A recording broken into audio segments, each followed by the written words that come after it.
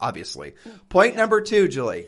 Point number 2, have they sold more than 100 homes in 1 year? Subdivisions and buildings don't count. Why is that? That's real sales, but that's kind of one and done. That doesn't necessarily mean that their skills are broad.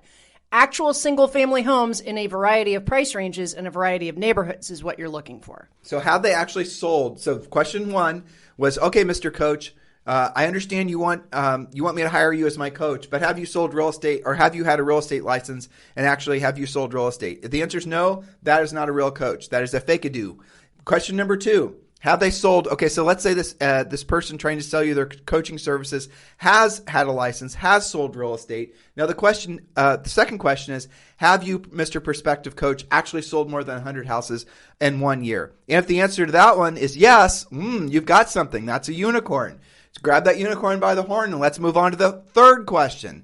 Has that prospective coach sold more than 100 homes a year for at least 5 years in a row? Has that actual coach that you're thinking about hiring sold more than 100 homes per year for at least 5 years in a row? Because to Julie's point, they could have very well hit the easy button and sold a subdivision or sold a building or sold something like that.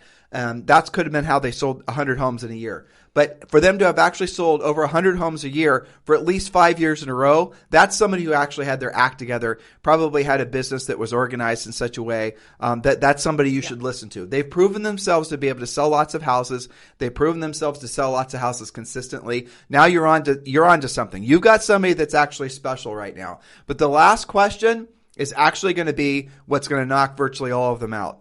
Because just because you can do something at a high level, just because you can, play tennis at a high level or, something like that, does not mean that you actually have the skill set to teach other people how to do it. This goes back to the levels of learning. And Julie, can you remind them what the levels of learning are? Yeah, sure. And so you might want to write these down because they do kind of sound the same. First, you're in unconscious incompetence. That means you don't know what you don't know. You don't even know the right questions to ask to get there.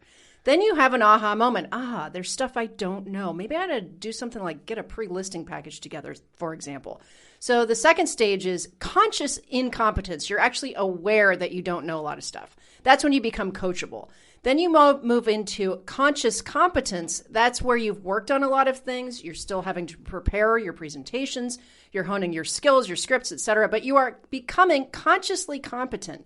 Then you become unconsciously competent. That's when you're kind of on autopilot. You've done so many appointments. You know that scripts are predictable, that the presentations kind of go the same way. And the danger with that is getting complacent. But those are the 4 stages. Can you do me a favor and go turn your alarm off? I'm going to go quiet. Okay, you're going to go quietly. All right, you guys are about to hear Julie's alarm. Oh, it was? Okay.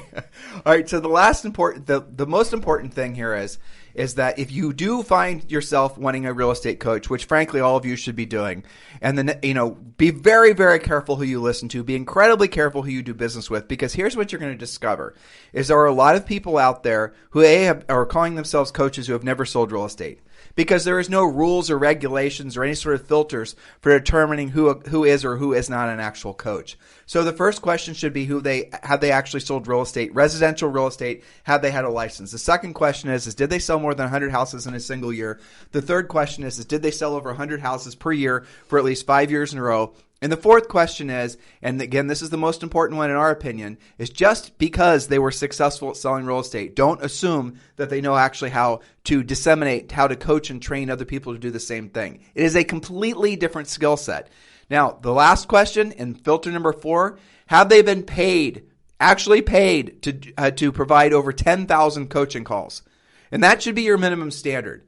Now, so why did we put that in there as a standard? Because anybody can say that they've coached or trained a bunch of agents if they've maybe done some Zooms or maybe office meetings or whatever. That's not the same as getting paid. Getting paid changes the nature of the relationship. When you're paid to do something, the market forces will make it so that you might be able to charge for 5 or 6 people to pay you to coach. But if you're not going to do it, you're not going to have a growing business. In other words, if you're not really good at it, getting better at it, you're not going to have ever gotten anywhere close to having had 10,000 coaching calls. Now, that doesn't necessarily mean 10,000 different coaching clients.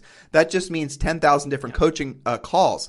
And, if you're just trying to decide who you're going to listen to, frankly, you can just skip to the fourth one. Can you actually prove to me Mr. Potential Coach, that you've actually done 10,000 paid coaching calls. You know, who was it, Julie, the author, that says unless you've done something 10,000 times, you're not an expert? Well, Thomas Edison was the one that started that. Right. That's right. But yeah, and let me speak to this a little bit too from a coaching perspective. Malcolm Gladwell, who I was thinking of, but Thomas Edison did say it originally. Yes. So here's the thing. It's not just